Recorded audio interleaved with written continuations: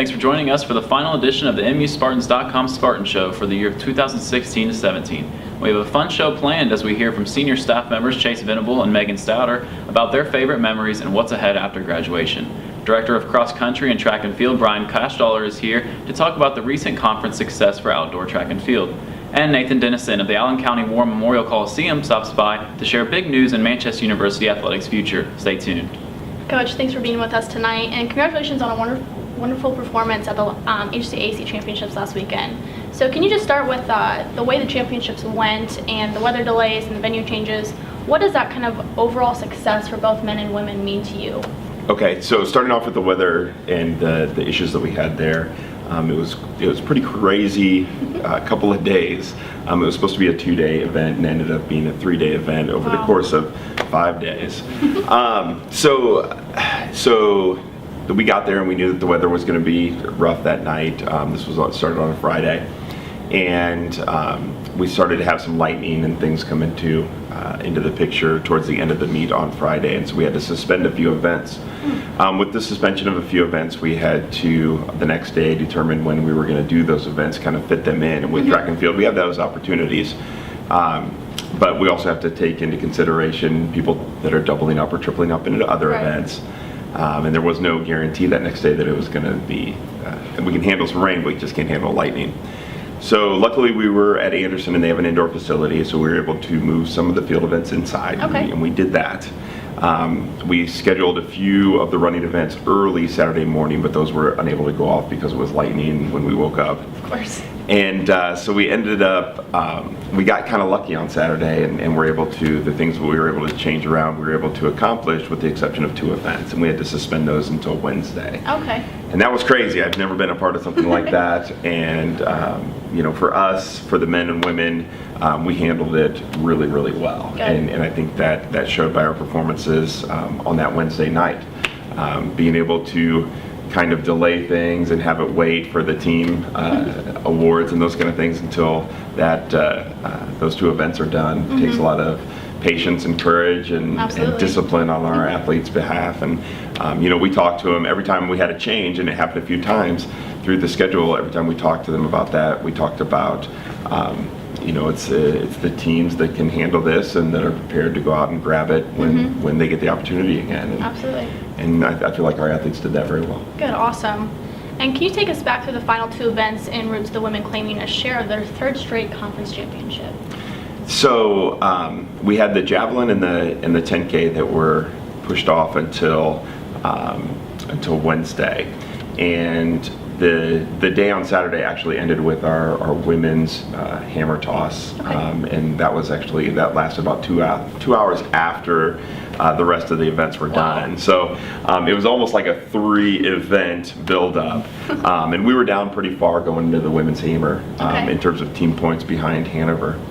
And our women hammer throwers just stepped up huge and put us in position to have a shot of coming away with a win or a tie or anything like that.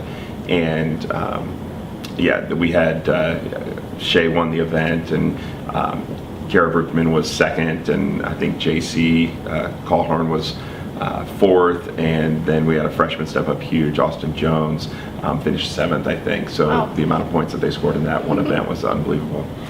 So that put us down 11 going into the last 2 events, and we knew that Hanover had some very good javelin throwers, and they didn't look that great on paper going in, but we knew that they were gonna be ready to go. Yeah. And we also knew that they had a couple of women coming back in an event from that was supposed to be a Friday event, the steeplechase going into the 10K. Having the event move over to a Wednesday gave them a huge amount of time to recover from that steeplechase. So we knew that they were going to be ready to go in that event as well. So the meet started off, and the javelin went on Wednesday, and we had 4 women in the event, and 2 of them that scored in the event, Kara Brookman again and JC Callhorn, and 2 juniors that threw absolutely awesome, and ended up 3rd, I believe it was 3rd and 5th.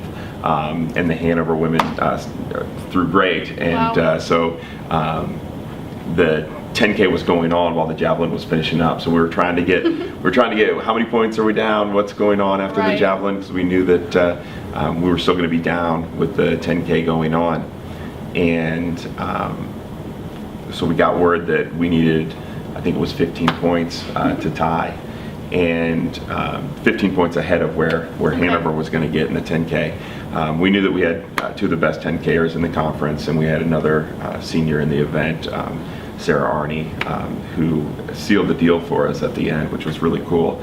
But Mariah and Tiffany, we knew that they were going to handle their business up front, and they went 1-2 in the event. Awesome. We had another senior that, due to academic conflicts, she couldn't be at the meet, and Ruth Ritchie Moore, she's one of the best distance runners in the conference as well, and unfortunately she wasn't able to be there, so we knew it was going to be even tighter. But Sarah stepped up huge, and at about midway through the race, she was in 9th place, quite a ways back, and battled her way back up to take over 2 more positions and get 7th place, 2 points. Cross the line, she collapsed, and we were able to hoist the trophy with Hanover. So that was really awesome. cool. It really takes everyone in absolutely cross country. Absolutely. Well, Coach, your senior class has done some very special things for you, not only in track and field, but also cross country. When you look back at the overall body of work with everything, kind of what stands out to you and your staff the most? You know, so we had our awards banquet yesterday, and we had it with cross country and track and field all together, just a program awards banquet. First time we've done this, and something we're going to continue to do. One of the things that we wanted to do was put up the team trophies, you know, that this senior class has been a part of, men and women combined. And when we had them all out there, we had 18 trophies over the last 4 years. And well, it's them. You know, the coaching staff, and I have a tremendous coaching staff. I'm so thankful of the colleagues that I work with. But you know, the athletes, they just have to buy in, and they have to be patient and trust in the process. But to have graduating seniors that have been a part of 18 championships is pretty special. That's impressive. So what does that mean for us? You know, it reinforces that what we are doing is working, and that doesn't mean that we're not always trying to find new things and better ways to do what we're doing. But it's exciting to, you know, we have those seniors leave, and we have another group of freshmen coming in next year, and all the juniors and sophomores that are going through the program right now, and to know that they have those same opportunities if they just trust. If the coaching staff continues to work as hard as we have been working to provide those opportunities, it's humbling for coaches to be a part of that, and really exciting at the same time. Yeah, awesome. Well, Coach, thanks again for your time, and best wishes to you and your team. Your final 2 regular season meets at North Central College in Illinois this week and next week. Thank you. Thank you. You're welcome. It was a big week on the baseball diamond for the Spartans. Manchester University went 3-1, securing season series wins over rival Anderson and Franklin in the process, en route to earning their 19th Final Four conference tournament berth in the last 21 seasons, and a 20-win campaign, the 8th straight for the program. Manchester University takes on Mount St. Joseph in its conference tournament opener Thursday, May 11th at 3:30 p.m. at Earlham College's Sadler Field. Well, this edition of our Spartan Show helps lead us into our next segment, the Spartan Show MVP of the Week. The staff has decided to give our honors to our senior members, Chase Venable and Megan Stouder. They've each handled various roles on the show throughout their careers here, and big congratulations to you two as you prepare for graduation next week. Thank you. So we'll start with Megan. As you look back on your time here, being a member of the Spartan Show crew, what are some things you're always going to remember? The first thing that comes to mind is definitely picking on Marky Mark, probably making him pretty mad. That's probably one of the biggest things that I'll remember, but honestly, you guys are a great group of guys, and that's probably what I'm going to miss most. Awesome. So what are your plans after graduation?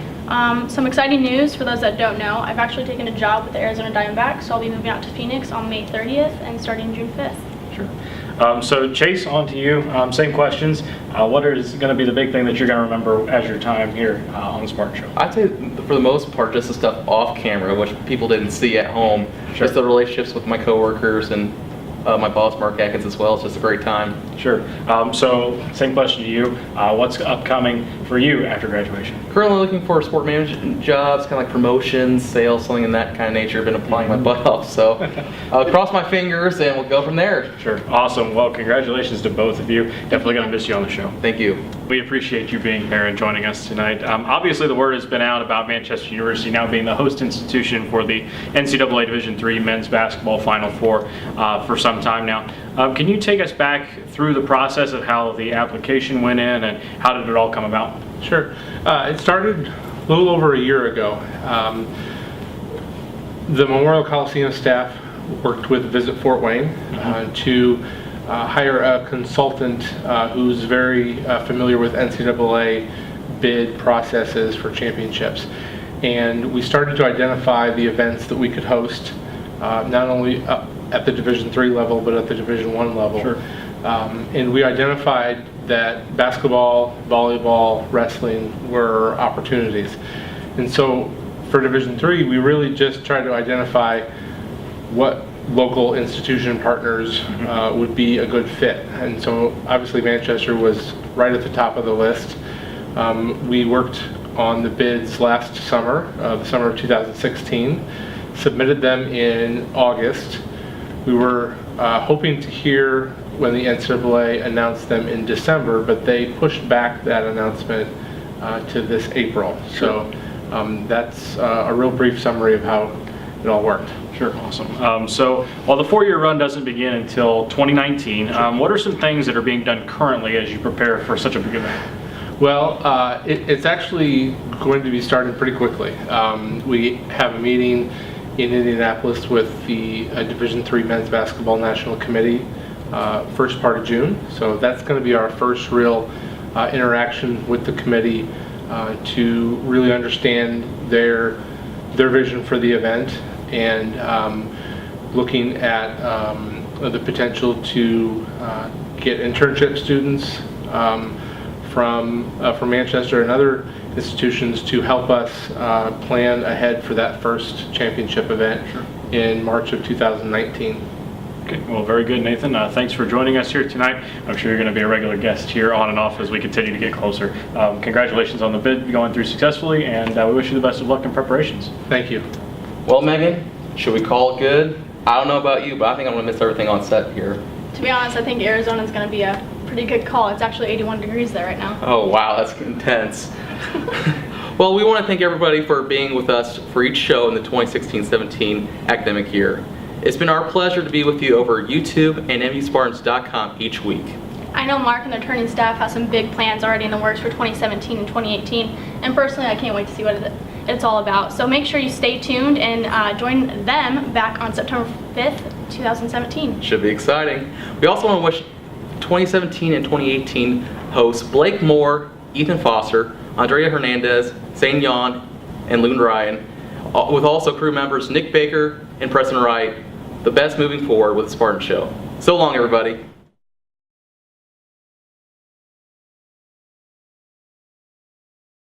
In 3, 2.